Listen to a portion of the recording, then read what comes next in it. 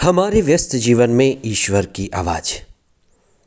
नबी ईसायास के द्वारा ईश्वर एक नई पृथ्वी और नए आकाश की बात कहते हैं। नबी एजेकिएल के द्वारा ईश्वर मनुष्य के नए मन और नए हृदय की बात करते हैं। और प्रभु ईसा नई आज्ञा और नए जीवन, पूर्णता का जीवन और पुनरुत्थान के जीवन की बात करते हैं। हम जीवन के पूर्णता और नयापन पर विशेष चिंतन करें। 40 का चौथा सप्ताह 31 मार्च 2025 सोमवार। पहला पाठ नबी ईसायास का ग्रंथ अध्याय 65 पद संख्याएं 17 से 21 तक और संत यूहन्ना का सुसमाचार अध्याय 4 पद संख्या 43 से 54 तक। प्रभु में सब चीज हमेशा नया है। जो व्यक्ति आत्मा में है, चेतना में है, वह सतत नएपन का अनुभव करता है। कहा जाता है कि बहती हुई नदी में हर चीज नया होता है।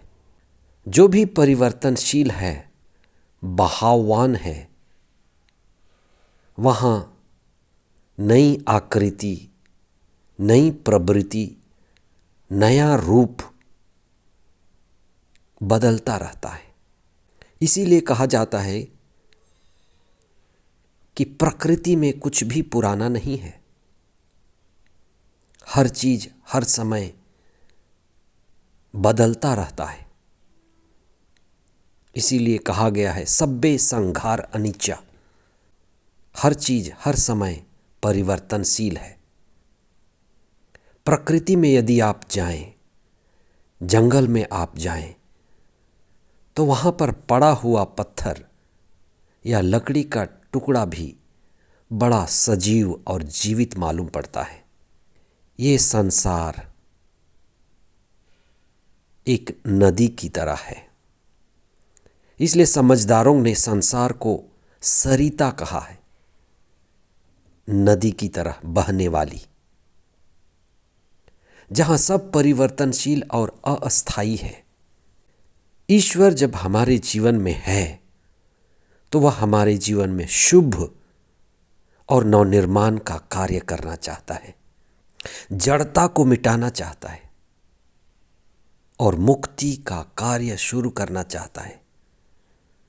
इसलिए संत पौलुस फिलिपियों को पत्र लिखते हुए कहते हैं अध्याय 2 पद संख्या 12 में, यदि मैं रहूं या ना रहूं, यदि मैं आपके बीच हूं या नहीं हूं, आप अपने मुक्ति के कार्य को जारी रखें।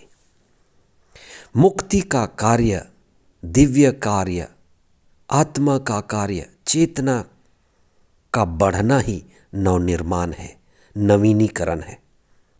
40 की साधना, 40 दिनों की साधना, प्रार्थना में बढ़ना, चेतना में बढ़ना, अपने दिव्य स्वभाव को जगाना, ये नवीनीकरण है। इसलिए कुछ लोग इस समय को नवीनीकरण का समय मानते हैं। व्यर्थ के कार्यों से बचना, व्यर्थ के कार्यों को त्यागना, जिसमें जड़ता है। यदि आप सजग हैं तो आप जान सकते हैं कि बहुत सारी चीज़ें जड़ता के कारण होती हैं। हमारे खाने में भी जड़ता है, सोने, उठने, बैठने, काम करने में भी जड़ता है।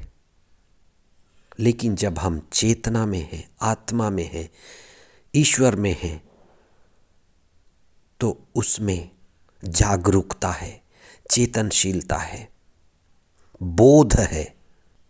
इसलिए आप अपने जीवन को चेतनशील बनाएं, जागरूक होकर के जिएं। ईश्वर जो जीवन का स्रोत है, हमें पूर्णता का जीवन देता है। कई बार बीमारी घेरती है। हमारा जीवन बीमारियों से घिरा हुआ है। इस संसार में हमारा जीवन बीमारियों से घिरा हुआ है। बीमारी के कारण हमारा जीवन अधूरापन लगता है। ईसा ने एक पदाधिकारी के पुत्र को चंगा किया, शब्द मात्र से चंगा किया, और यह एक चिन्ह था कि ईश्वर ईसा में पूर्ण रूप से उपस्थित हैं। ईसा ईश्वर के पुत्र हैं और ईश्वर का राज्य ईसा के द्वारा संचालित हो रहा है। जब हम धर्मशास्त्र पढ़ते हैं, चिंतन करते हैं, तो ईश्वर के इस राज्य के रहस्य को समझ पाते हैं कि ईसा में ही पूर्णता का जीवन है और आत्मा और चेतना का जीवन सतत नयापन है। हम अपने जीवन को पूर्णता का जीवन बनाएं। आमीन।